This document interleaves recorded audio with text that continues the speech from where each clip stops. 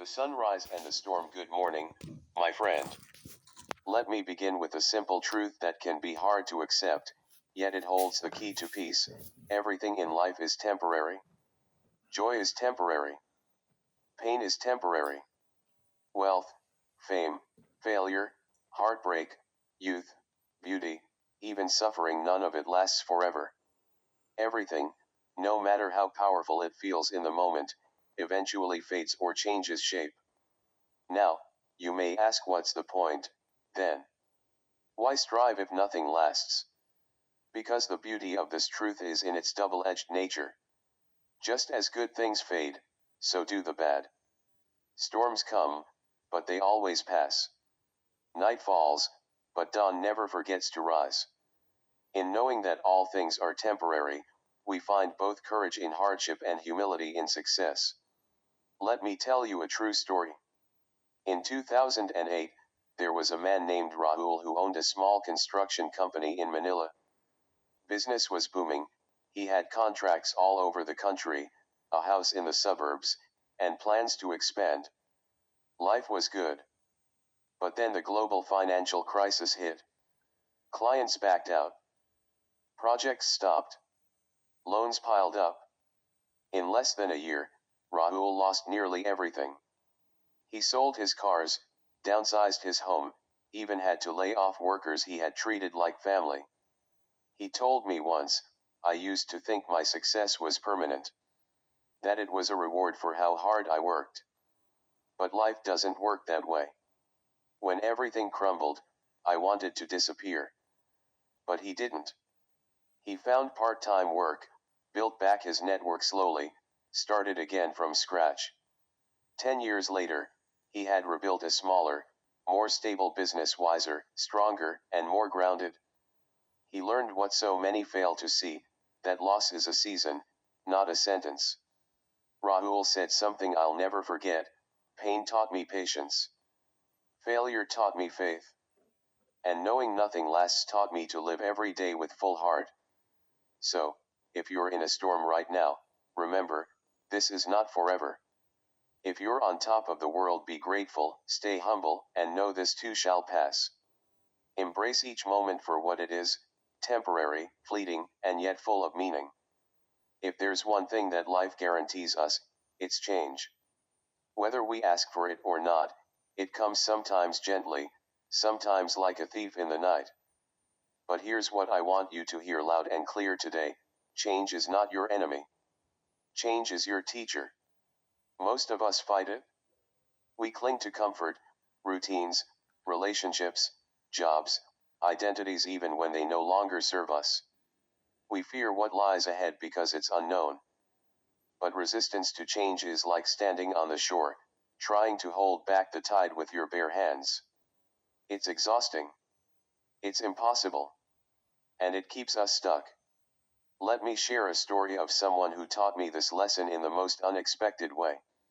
Her name was Mia. She was a nurse in her early 30s, working in a small provincial hospital. She had been with her boyfriend for nearly a decade. Everyone thought they'd get married, even Mia. But one afternoon, out of the blue, he sat her down and said he was leaving. No reason. No other woman. Just, I need to figure out who I am. For months, Mia was devastated. The future she had envisioned disappeared overnight. The nights were the hardest when the silence screamed and loneliness echoed. But here's where the story changes: Mia didn't stay broken. Instead of letting the pain define her, she let it shape her. She threw herself into work, enrolled in new courses, applied for a nursing job overseas, something she'd never have done if life hadn't pushed her. 2 years later, she was living in Canada, thriving in a hospital setting she once dreamed about. She built new friendships, discovered new passions, and later met someone who truly aligned with the woman she had become: stronger, freer, wiser. When I asked her what changed, she said, I stopped asking why things fell apart. I started asking what they were making room for. That's the mindset shift I want to offer you. Don't resist change. Welcome it. It may not come with answers. It may not feel good, but it's always moving you, molding you into a version of yourself that you haven't yet met. So when something leaves a person, a job, a season of your life, don't chase it. Don't beg it to stay. Stand still, breathe, and whisper to yourself, maybe this is not the end. Maybe this is the beginning. There's a moment that comes in every journey, a chapter where the night feels too long, the silence too loud, and the weight of life too heavy. It's that moment when you whisper to yourself, I don't know how much more of this I can take. If that's where you are right now, I want to talk directly to you. This is the middle. The messy middle. Not the beginning, not the end, just the part where it hurts the most. It's where doubts scream and faith whispers. But let me promise you something, even this middle is temporary. Let me tell you a real story. It's about a man named Jerwin. He was a tricycle driver in Quezon City. One night, his wife was rushed to the hospital due to a serious complication from childbirth. They didn't have insurance. They didn't have savings. He had only 2,000 pesos to his name, and the doctors were asking for a deposit he couldn't afford. That night, sitting alone outside the emergency room, Jerwin cried. He didn't care who saw. He said later, I felt like life was punishing me. Like I had done everything right but still ended up on my knees. But here's the thing, he didn't stay down. He asked for help. He swallowed his pride. He reached out to everyone, old classmates, local officials, neighbors. Some gave 50 pesos. Some gave 1,000. He kept driving all day, sleeping barely a few hours a night. Slowly, piece by piece, they managed to pay the hospital bills. His wife recovered. Their baby lived.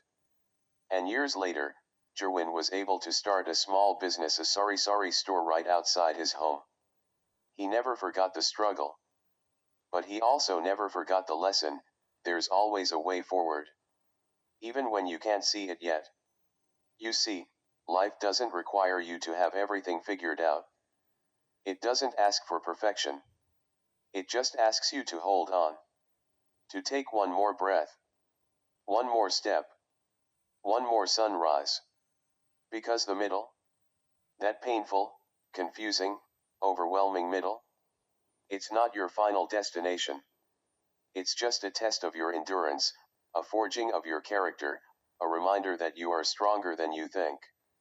So today, if you're in the storm, remember, it's okay to cry. It's okay to rest. Just don't quit. You're not stuck. You're growing.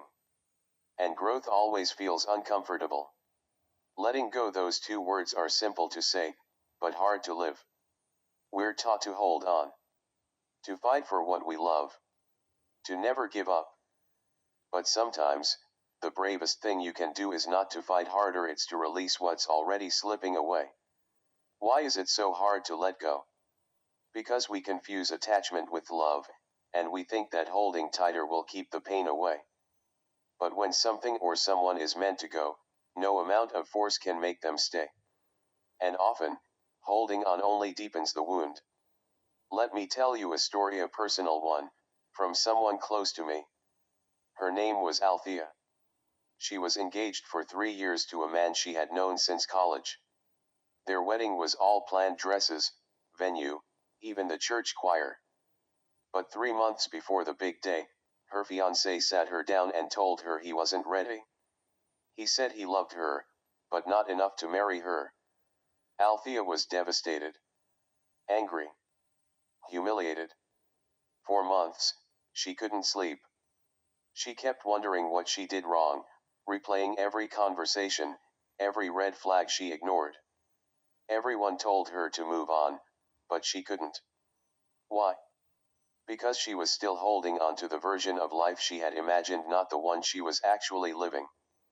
One day, she packed all their old photos, the letters, the wedding plans, and took them to the beach. She lit a small bonfire and let them go one piece at a time. She cried, laughed, screamed, sat in silence and then walked away. Was it easy? No. But it was necessary. Months later, she started traveling, working with NGOs in disaster relief. She discovered strength and compassion in herself she didn't know existed.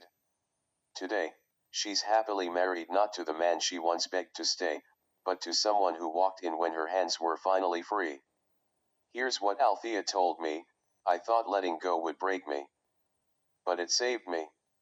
Sometimes we don't realize that the weight we're carrying is the very thing keeping us from flying.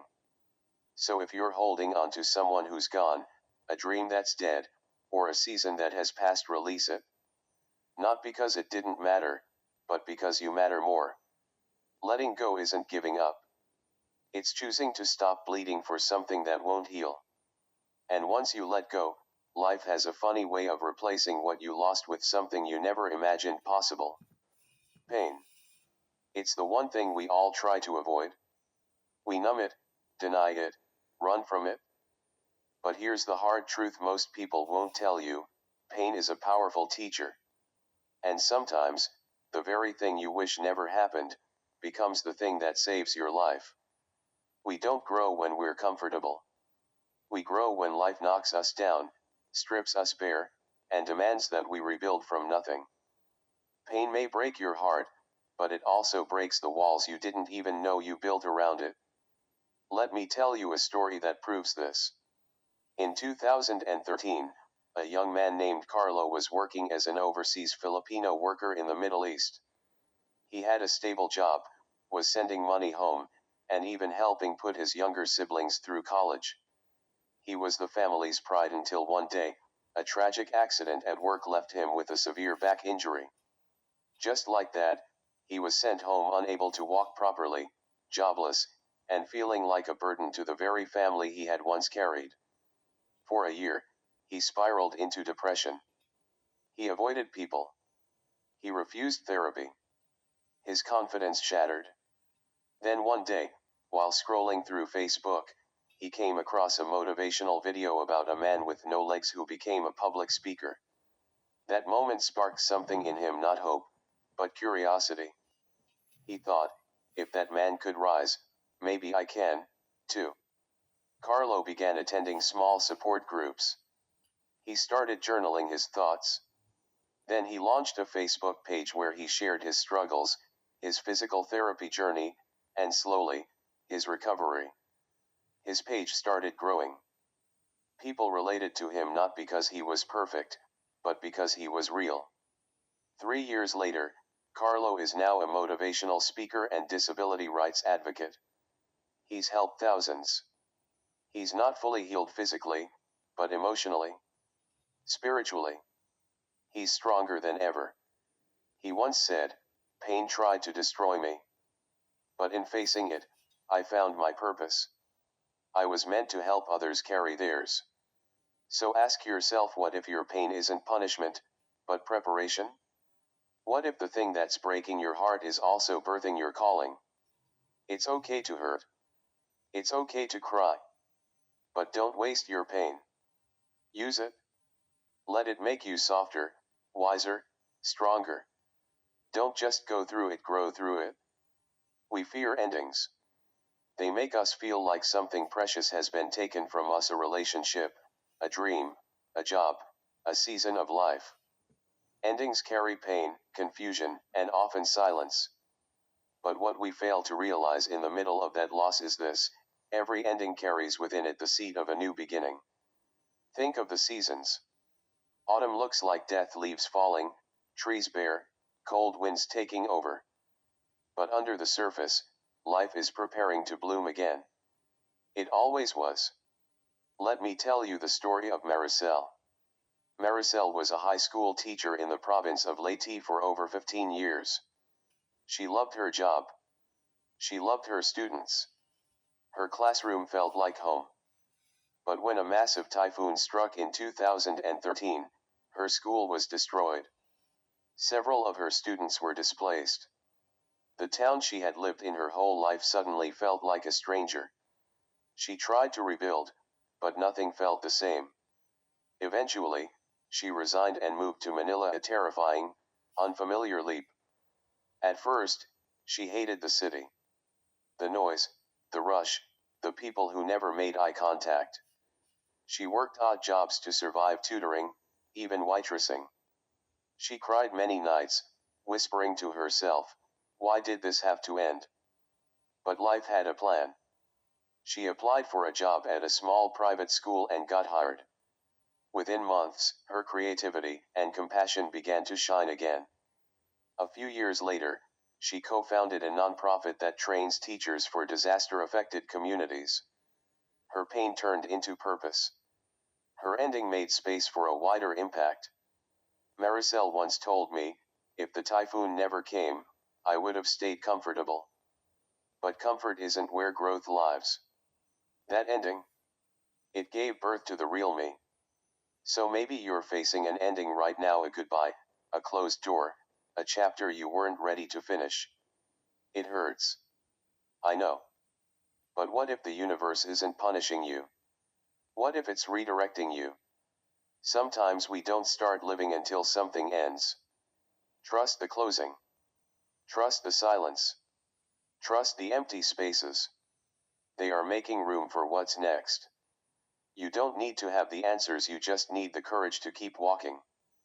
Because the most beautiful beginnings often wear the mask of painful endings. There's a quiet power that exists in those who have been through hell and came back wiser. It's not loud. It's not flashy. It's called resilience, the ability to bend when life tries to break you. We often think strength means being tough, unshaken, untouched by pain. But that's not real strength. Real strength is soft and flexible. It's found in those who can feel deeply, fall hard, and still choose to rise. Like bamboo in a storm, not the strongest looking plant, but it sways with the wind and survives hurricanes. Why? Because it bends. It doesn't resist the storm, it moves with it. Let me introduce you to Jason. Jason was a call center agent in Makati. He worked night shifts, supported his family in the province, and dreamed of saving enough to study IT. But one day, on his way home from work, he was caught in a freak accident. A jeepney lost its brakes and crashed into the crowd. Jason was hit. He woke up in a hospital bed, 2 ribs broken, 1 leg in a cast, and his savings gone to pay the bills. Anyone would have been justified in giving up. And for a while, Jason did. He fell into a deep hole mentally, emotionally. But then he started reading books on healing. He joined a free online course in web design using a donated laptop. He learned slowly every day, bit by bit. A year later, Jason was walking again and freelancing online, making more than he did at the call center. He eventually landed a remote job with a foreign company. Today, he's the one helping others get started in tech. The trauma didn't break him. It built him. I once asked him how he survived it all. He said, "I let myself bend. I cried when I needed to. I didn't pretend to be strong. But I never let myself stay down." That's resilience. That's the kind of strength that life demands, the strength to feel, to fall, but to never fold. So, when life throws its hardest punch, don't ask why me. Ask, how can this make me stronger? And then bend. But never break. Because just like pain, storms pass. And so will this. When life gets heavy, when things fall apart, people leave, or dreams die, the last thing on our minds is gratitude. After all, what is there to be thankful for in the middle of chaos? But here's a secret: gratitude isn't just for the good times. In fact, it's most powerful when you use it in the hard times. Because when you train your heart to look for the light in the dark, you take back control even if the situation hasn't changed yet. Gratitude isn't about pretending things are okay. It's about seeing what's still standing when everything feels like it's falling apart. Let me tell you the story of Reina. Reina was a solo parent raising 2 young kids in Davao. She worked as a cashier in a grocery store, barely making enough to cover rent and food. One December, she lost her job after the store closed due to restructuring. It was just weeks before Christmas. Her fridge was empty. Her kids didn't understand why their mother cried so quietly at night. She told me, that was my lowest moment. I felt like the universe had forgotten about me. But here's where it shifts. One night, as she was crying in the kitchen, her youngest child walked up, hugged her legs, and said, "Mommy, thank you because you always try." That broke her. Not in a hopeless way but in a way that opened her eyes. She realized that while she had lost income, she hadn't lost everything. She still had her health, her kids, a small but loyal circle of friends. She still had life. And that was something. Every night, she began writing 3 things she was grateful for, no matter how small: the neighbor who shared leftover food, the church that gave them groceries, her daughter's laugh. That small shift didn't fix everything overnight, but it gave her strength. Eventually, she found a new job at a school cafeteria. Not glamorous, but stable. She started selling packed lunches on the side. Slowly, things got better. Now she tells people, "Gratitude saved me." Not because life suddenly got easy, but because I stopped focusing on what I lost and started seeing what I still had. So wherever you are right now, even if it's messy or painful, pause. Look around. What's still standing? Who's still with you? What breath are you still breathing? There's always something to be thankful for. And when you start to see it, everything else begins to shift. If there's one thing that life guarantees, it's this: you won't always know what's next. Plans change. People leave. Paths disappear. And that unknown? It scares us. We're wired to seek stability, clarity, control. But here's something most people never learn: peace doesn't come from knowing everything. It comes from trusting, even when you don't. Let me tell you the story of Anton, a fresh college graduate with big dreams of working in the airline industry. He had studied aviation management, worked hard, aced his interviews, and landed his dream job at an international airline. It was all falling into place. Then the pandemic hit. Borders closed. Flights grounded. The airline shut down operations and laid off almost all their new hires, Anton included. Just like that, the future he had worked for vanished. He spent weeks in shock, asking himself, what now? He applied for jobs outside his field. Got rejected. Again and again. For months, nothing made sense. But one day, out of pure frustration, he helped his younger cousin edit a resume. That one moment turned into a small favor for another friend. Then another. Soon, he was charging a small fee for resume services and found that he had a gift for helping others present themselves professionally. Within a year, Anton had started his own online resume consultancy. It wasn't what he planned, but it became something real, meaningful, and self-sustaining. He still hopes to return to aviation one day, but in the meantime, he's thriving in an entirely new lane. He told me, "I didn't know what was happening to me. But I had to believe that something good could still come out of it." Here's what I'm saying: uncertainty isn't the enemy. It's the canvas of possibility. When you can't see the full path, trust the next step. Keep walking. Life has a strange way of showing us the way, but only after we take the leap. You don't need to have all the answers today. What you need is courage. Courage to wake up. To try. To trust that this season of uncertainty is not the end, it's the bridge. The most unexpected roads often lead to the most unforgettable destinations.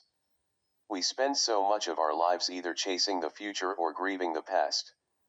We say things like, "I'll be happy when," or "I wish I could go back," but the truth is, the only moment you're guaranteed, the only one that's fully yours, is now. Presence is a gift most people never unwrap. And yet, it's in this very moment right here, right now, where peace lives. Joy lives. Life lives. But it's not always easy, is it? Especially when your heart is hurting, or when life feels out of control.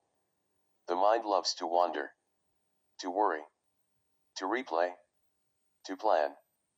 But the soul, it wants to be here. Let me share a story about Ella, a corporate executive who had everything on paper: high-paying job, condo in BGC, weekend getaways, branded clothes. But inside, she felt hollow. She was always stressed, always rushing, always trying to hit the next goal. One day, during a company retreat in the mountains of Bengay, her phone lost signal. No emails. No calls. No social media. Just trees. Silence. Air. At first, she panicked. But as the hours turned into days, she started to feel something she hadn't felt in years: stillness. Real peace. She listened to the wind. She journaled. She watched the sunset without taking a photo. She noticed how alive everything was when she wasn't distracted. When she returned to the city, something in her had shifted. She didn't quit her job, but she started creating daily moments of presence: 10-minute morning walks, no phones allowed dinners, quiet time before bed. And little by little, the hollowness faded. She told me, "I used to chase life. Now, I meet it where it already is." That's the invitation for you today. Stop waiting for the perfect moment. Stop dwelling on what you lost. Start living in the only time that's real now. Look around. What can you be grateful for right this second? Who can you love today? What beauty is already in front of you? Because everything in life is temporary: the pain, the joy, the uncertainty. But when you're present, even fleeting moments become eternal.